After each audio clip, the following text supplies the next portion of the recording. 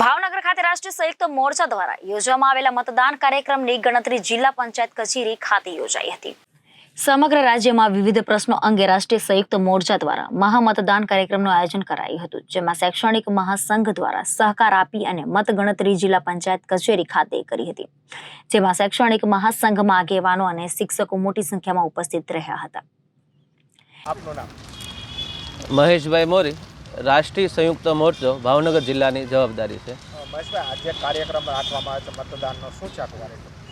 રાષ્ટ્રીય સંયુક્ત મોરચો ગુજરાત રાજ્ય દ્વારા શિક્ષકોના પડતર પ્રશ્નોને લઈને, ખાસ કરીને જૂની પેન્શન યોજના, પ્રાથમિક વિભાગના 4200 ગ્રેડ પે, માધ્યમિક વિભાગના પ્રશ્નોને લઈને સમગ્ર ગુજરાતમાં આંદોલન કાર્યક્રમ આપવામાં આવ્યો છે।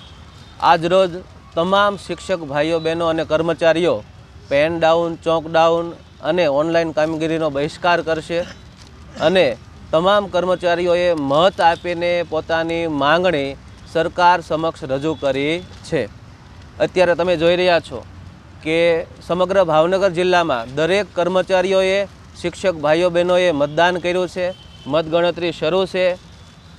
હાલમાં મતગણતરી કર્યા બાદ આવતીકાલે સમગ્ર રાજ્યના મતપત્રકો રાજ્ય સરકાર સમક્ષ રજૂ કરવામાં આવશે અને જ્યાં સુધી અમારી માંગણી પૂર્ણ નહીં કરવામાં આવે ત્યાં સુધી અમારું આંદોલન શરૂ રહેશે। આગામી સમયમાં ઇલેક્શન આવે છે, ત્યારે મોટાભાગે શિક્ષકોની કામગીરી ખૂબ જ મહત્ત્વની હોય છે, ત્યારે આપનું આંદોલન કઈ રીતે રહેશે?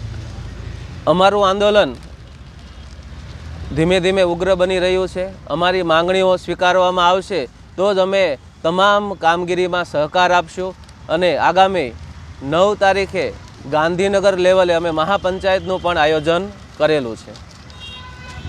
કેમેરામેન રસૂલભાઈ સૈયદ સાથે રિપોર્ટર ફિરોઝ મલિક, જનાદેશ ન્યૂઝ, ભાવનગર।